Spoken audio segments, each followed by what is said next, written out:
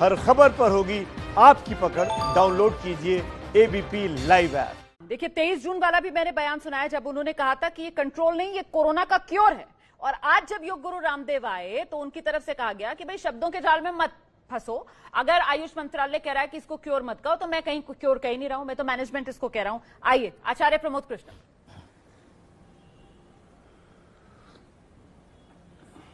रोमाना जी, देश के प्रधानमंत्री जी ने जब लॉकडाउन की घोषणा की थी तो उन्होंने पहले दिन और जब वो बीच में टेलीविजन पे आए तब उन्होंने काढ़े का जिक्र किया। उन्होंने कहा कि भाई ये काढ़ा जरूर पीना है, लेकिन प्रधानमंत्री जी ने ये तो नहीं कहा कि साहब ये काढ़ा कोरोना का इलाज है। उन्होंने कहा कि इससे आपकी शक्ति बढ़ेगी, इम्यूनिटी बूस्ट करेगा ये, और कोरोना से बचाव होगा। और तो प्रधानमंत्री कहते थे कि ये तो मैं तो कोरोना की वैक्सीन ले आया। नहीं कहा, नहीं कहा, नहीं कहा। क्यों नहीं कहा रोमाना जी? क्योंकि प्रधानमंत्री के मुंह से निकला एक एक शब्द उसका वैल्यू है, उसका मूल्य है। तो मैं एक सवाल, मुझे बड़े अफसोस के साथ ये कहना पड़ रहा आज कि ये जो मैं रोमाना जी आपके माध्यम से स्वामी रामदेव जी को भी ये मैसेज देना चाहता हूं कि शब्दों से खेलो, अल्फाजों से खेलो, लेकिन इस देश की जनता की जिंदगी से मत खेलो। एक बात में भी अजय आलोक जी कह रहे थे कि जहां उसका ट्रायल हुआ वो ठीक है, वो कोरोना उसने मना कर दिया। उस जिस संस्थान में ट्रायल हुआ है उस संस्थान ने जब मना कर दिया, डॉक्टर साहब आप जैसा विद्वान नेता जरा आज बताए कि जिस संस्थान में ट्रायल हुआ, यदि उस संस्थान का वाइस चांसलर ये कहता है कि कोरोना का ट्रायल नहीं किया, तो फिर रामदेव जी ने ये कैसे कह दिया? ये तो बहुत बड़ा फ्रॉड है देश के साथ में। और डॉक्टर वली साहब का मुझे लगता है एहतराम करता है और निजी रूप से, व्यक्तिगत आचार्य रूप से मैं उनका बहुत सम्मान करता हूं, लेकिन वो इस मुद्दे को हल्के में ले रहे हैं। देखिए हल्के में ना लिया जाए। जो डायरेक्टर हैं डॉक्टर तोमर, नहीं, ये हल्के में ना लिया जाए। उन्होंने कहा था कि अगर ये कहते हैं उन्होंने कहा था कि मुझे 5 सेकंड दीजिए ना। हाँ कहिए, रोमाना मुझे 5 सेकंड दीजिए ना। रोमाना मुझे 5 सेकंड तो दीजिए ना। रोमाना मुझे 5 सेकंड दीजिएगा। मैं कहना चाहता हूं बाबा रामदेव जी अगर ये कहते हैं कि ये कोरोना की दवाई नहीं है, वो आज भी ये नहीं कह रहे हैं, इसका मतलब है कि वो अभी भी उन्हें नसीहत नहीं मिली है, उन्होंने सीख नहीं ली है, देश को भ्रम में धोखे में डालना चाहते हैं। ऐसे धन का क्या करेंगे आप साहब? 100, 200, 500 करोड़, 1000 करोड़ रुपया अगर आ गया तो उससे क्या होगा? लोग भ्रमित हो जाएंगे। आप कहिए कि इससे इम्यूनिटी बूस्ट होता है, ये दवाई है, कोरोना का इलाज नहीं है। मैं डॉक्टर कौशल को बधाई देता हूं, उन्होंने स्पष्ट कहा है। लेकिन आज डॉक्टर वली के बयान से मुझे थोड़ी सी तकलीफ हुई है। उन्होंने घुमा के बात कही है, उन्होंने इस मुद्दे को हल्के में लिया है। मैं डॉक्टर अजय आलोक जी से और डॉक्टर वली साहब से इसका स्पष्टीकरण चाहता हूं कि बाबा रामदेव जी ने ये जो किया है ये धोखा है, ये फ्रॉड है, ये झूठ है, ये अपराध है या नहीं? आज वैसे ही डॉक्टर्स डे है तो आज अपने पैनल में मौजूद डॉक्टर्स से हम जरा प्यार प्यार से ही बात करेंगे, ठीक है ना? वैसे भी हम लोग संविधान की शपथ में बहुत ज्यादा एक दूसरे, मैं कहां लड़ रहा हूं? डॉक्टर वली तो बहुत, मैं उनका सम्मान करता हूं, मैं लड़ कहां रहा हूं? मैं डॉक्टर अजय आलोक को लेकर आ रही हूँ, लेकिन डॉक्टर अजय आलोक सम्मान करता हूं। अच्छा डॉक्टर वली कुछ कहना चाह रहे हैं? आइए डॉक्टर वली, आइए आइए। हाँ मैं कह रहा हूं, देखिए मैं जस्टिस की अथॉरिटी नहीं हूं कि फ्रॉड है कि चीटिंग है, ये पब्लिक है, सब जानती है।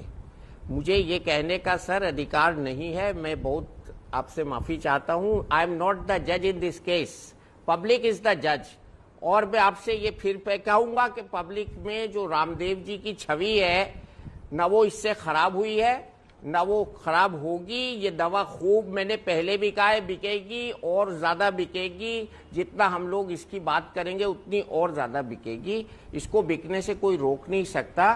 और ये पब्लिक ये जान गई है अब कि ये कोरोना का इलाज नहीं है, तो इसमें फ्रॉड वगैरह जो है वो लीगल उनको नोटिसेस मिले हुए हैं, उसकी जांच वो करेंगे। साहब मैं यहाँ पे न्याय की कुर्सी पे नहीं बैठा हूँ, मुझे डॉक्टरी करने दीजिए और ये मेरा सब्जेक्ट नहीं है। तो आचार्य जी मुझे बहुत मॉडेस्टी के साथ काम लेना होता है। मैंने 50 साल बगैर किसी अपनी छवि को किए हुए मैंने काम किया है। मैं ना रामदेव जी का आदमी हूं, ना आपका हूं, ना मैं तो मेडिसिन का एक छोटा सा डॉक्टर हूं, देश की सेवा कर रहा हूं, 3 राष्ट्रपतियों की सेवा की है।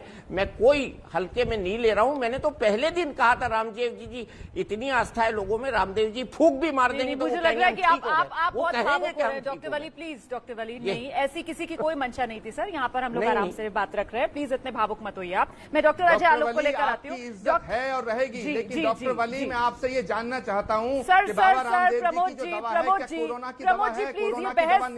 प्लीज ये बहस आपकी और डॉक्टर वली के बीच की नहीं है सर, प्रोसेस वाली बहस नहीं है ये। मुझे बाकी मेहमानों का भी रुख करना है।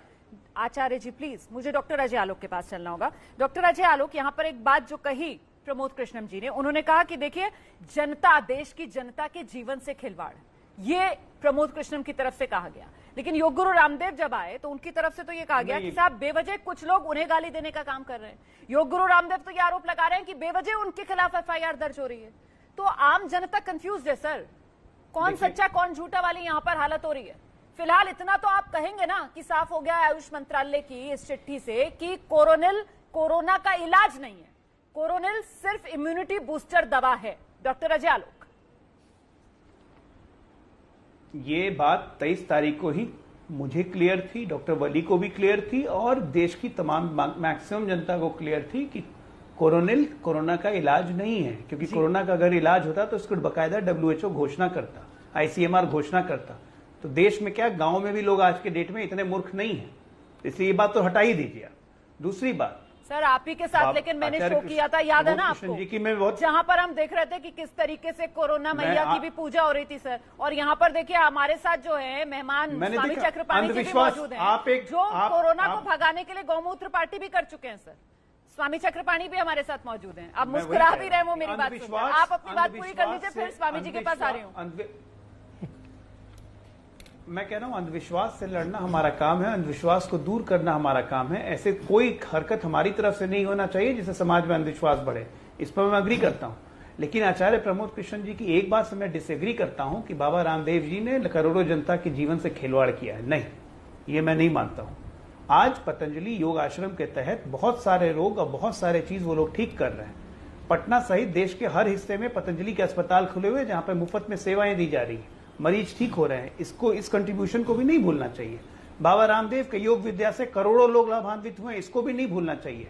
भारत को विश्व में योग गुरु बनाने में बाबा रामदेव का कितना योगदान है, ये भी नहीं भूलना चाहिए। ठीक है, मैंने भी अपोज किया था बाबा रामदेव को टूथ एंड नेल, जब आपको याद होगा आज से 3-4 साल पहले पुत्रवर्धक बीज नाम के संसद में हंगामा हुआ था जी। मैं सामने उनके बैठा हुआ था, मैंने साफ साफ कहा कि आपके आश्रम से ये चीज निकल रही है, ये भ्रम फैला रही है। बाबा ने उसको करेक्ट किया। आज बाबा ने फिर अपने आप को करेक्ट किया है कि शब्दों के मायाजाल में मत पड़ो।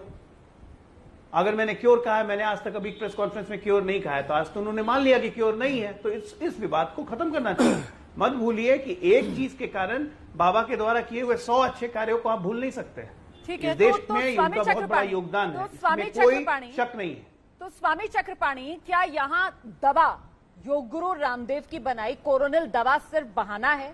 क्या असली निशाना योग गुरु रामदेव को घेरना है सर? क्योंकि खुद योग गुरु रामदेव आज प्रेस कॉन्फ्रेंस में जब आए तो उनकी तरफ से कहा गया कि भाई दवा माफिया है, कुछ ऐसी ताकतें हैं जो भारत विरोधी हैं, जो स्वदेशी भारतीयता विरोधी ताकतें हैं। क्या ये वो ताकतें हैं जो योग गुरु रामदेव को इस समय घेर रही हैं?